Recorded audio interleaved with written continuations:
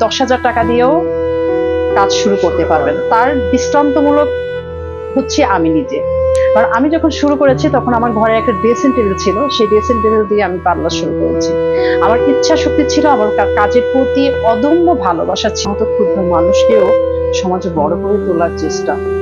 তানিয়া, আমি একজন স্বপ্নবান মানুষ, স্বপ্ন দেখতে ভালোবাসি, স্বপ্ন দেখাতে ভালোবাসি।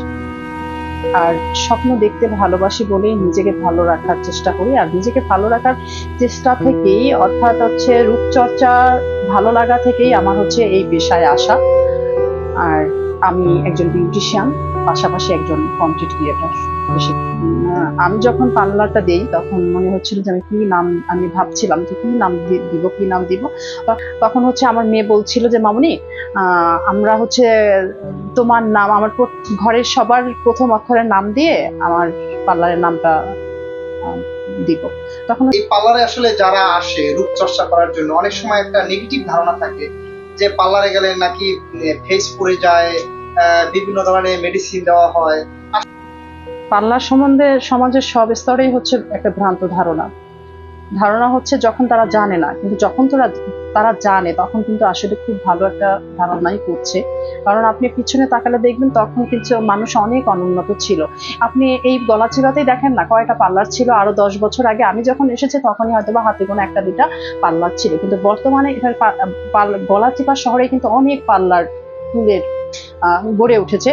অবশ্যই গড়ে উঠেছে ভালোবাসা থেকেই।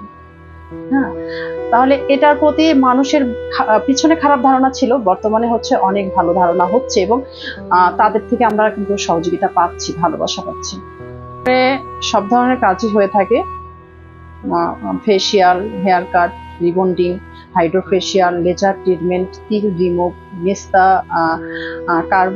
কার্বন ফেসিয়াল, সব ধরনের ফেসিয়াল।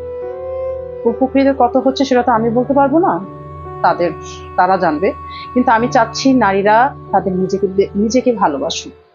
কারণ প্রত্যেকটা নারী অবহেলিত, হয়তো বা ভিতরে প্রকাশিত না, কিন্তু যখন সে নিজেকে ভালোবাসবে তখন কিন্তু তার বাঁচতে ইচ্ছে করবে। আর তখনই নিজেকে ভালোবাসা যায় যদি নিজেকে সুন্দর রাখা যায়।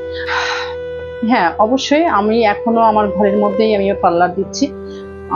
ভবিষ্যতে অবশ্যই আমি আলাদা করে একটা ব্রাঞ্চ খুলবো, সেখানে আমার পার্লারটা বড় করব এবং আমি চাই সকলের মাঝে ছড়িয়ে যাক আমার এই পার্লারের। আমি তো শুরু থেকেই আমার পার্লারে কাজ শেখাচ্ছি।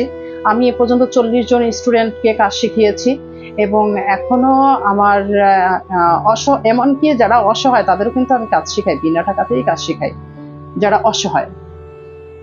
আমার কাছে হচ্ছে আমার ইচ্ছা শক্তি এবং আমার স্বপ্ন এবং আমার আত্মনির্ভরশীলতা। আর সবচেয়ে বড় কথা হচ্ছে আমি প্রতিনিয়ত শিখছি এবং নিজেকে ইমপ্রুভ করার চেষ্টা করছি। আর যখনই একটা মানুষ নিজেকে ইমপ্রুভ করতে চাবে তখন অবশ্যই তার ট্রেনিং এর দরকার আছে। যারা এই পেশায় আসতে আগ্রহী তাদেরকে বলবো অবশ্যই কাজকে ভালোবেসে আসেন, ধৈর্য নিয়ে আসেন এবং সুন্দর একটা প্রতিষ্ঠান থেকে, ভালো কোনো প্রতিষ্ঠান থেকে প্রশিক্ষণ নিয়ে আসেন এবং প্রতিনিয়ত নিজেকে দক্ষ গড়ে তুলুন। দক্ষ করে হচ্ছে প্রতিযোগিতামূলক বাজার, এখানে অ্যামাউন্টটা খুবই দরকার। কারণ আর আমার এখানে যে অনেক কথা বলে আসা, আমার কুচিটা তো হচ্ছে আমার কুচির যে কথা বলেনি, তাই না? আপনি আসলে শুরুটা কিভাবে করছেন? 10,000 টাকা দিয়েও কাজ শুরু করতে পারবেন। তার দৃষ্টান্তমূলক হচ্ছে আমি নিজে। কারণ আমি যখন শুরু করেছি তখন আমার ঘরে একটা ড্রেসিং টেবিল ছিল, সেই ড্রেসিং টেবিল দিয়ে আমি পার্লার শুরু করেছি। আমার ইচ্ছা শক্তি ছিল, আমার কাজের প্রতি অদম্য ভালোবাসা ছিল এবং নিজের পরিচয় তৈরি করার ইচ্ছে ছিল, যে কারণে হচ্ছে আমি সেই ড্রেসিং টেবিল দিয়ে আমি আজ এখানে।